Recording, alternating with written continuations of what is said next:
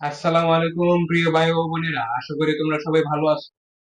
আজকের ভিডিওতে আমরা এমন কয়েকটি প্রশ্ন করব যে প্রশ্নগুলি হচ্ছে যে দাজ্জালের সময় যে প্রযুক্তিগুলো আবিষ্কার হবে বা আবিষ্কার হচ্ছে এই বিষয়ে কিছু এআই কে প্রশ্ন করব আমরা। দেখা যাক তার বুদ্ধিমত্তা দিয়ে কতটুকু উত্তর দিতে পারে। চলুন পরীক্ষা করা যাক। আর ভিডিওর মূল পর্ব শুরু করার আগে আপনাদের একটা কথা বলতে চাই। দেখুন এই যে আমার চোখের অবস্থা খুবই খারাপ, কারণ আমার চোখের অবস্থা খারাপ, চোখ নষ্ট হয়ে গেছে, বুঝছেন? একটু সাপোর্ট করবেন, ভিডিওটা বেশি বেশি শেয়ার করবেন, যাতে অন্যরা জানতে পারে। চলুন ভিডিওটি, কি আমার কথা শুনতে পাচ্ছ? হ্যাঁ, আমি ঠিক শুনতে পাচ্ছি। বলুন, কেমন আছেন আপনি?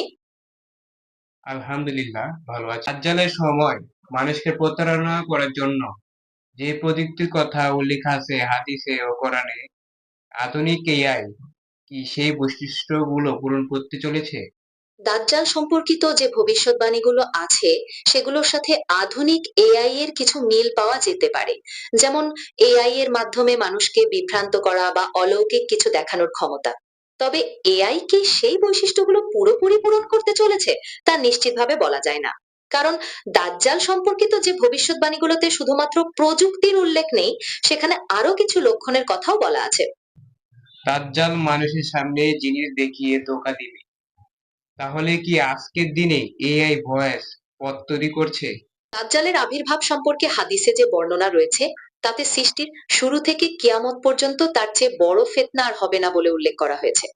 দাজ্জাল মানুষকে প্রতারিত করার জন্য অলৌকিক কিছু জিনিস দেখাবে, যেমন মৃতকে জীবিত করা।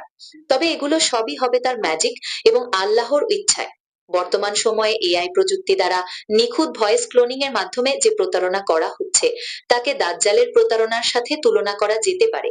তবে দাজ্জালের প্রতারণা হবে আরো ভয়ঙ্কর এবং ব্যাপক। ইসলামের দরজা বন্ধ হয়ে যাওয়া, তাহলে কি এআই মানুষকে সেই ভবিষ্যতের দিকে নিয়ে যাচ্ছে?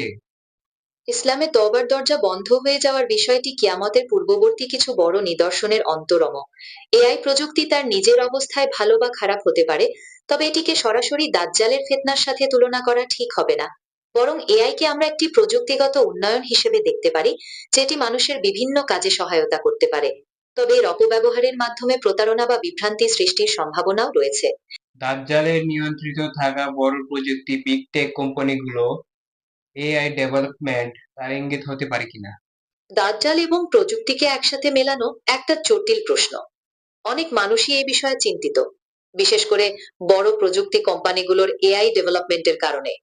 ইসলামী দৃষ্টিকোণ থেকে দেখলে দাজ্জালের আবির্ভাবের কিছু নির্দিষ্ট লক্ষণ আছে। এআই ডেভেলপমেন্টকে সরাসরি সেই লক্ষণগুলোর মধ্যে ফেলা যায় না। তবে অনেকেই মনে করেন প্রযুক্তির এই দ্রুত উন্নতি দাজ্জালের আবির্ভাবের সময়কে ইঙ্গিত করতে পারে।